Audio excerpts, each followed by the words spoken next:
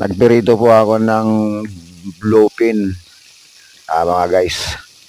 Masarap po itong sahugan ng gulay. Kahit malunggay lang po sa kalukbate kasi wala naman po akong mabiling gulay dito sa malapit sa amin.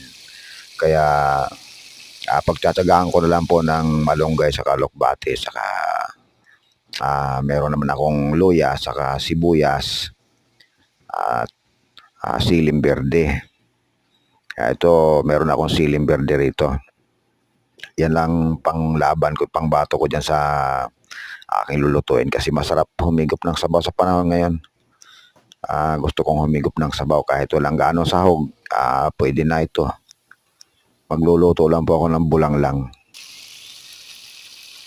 Pagkatapos po nito, ipagpakulo ko ng tubig at pagkakulo, itambong ko ito. Isasama ko na rin sa pakulo yan.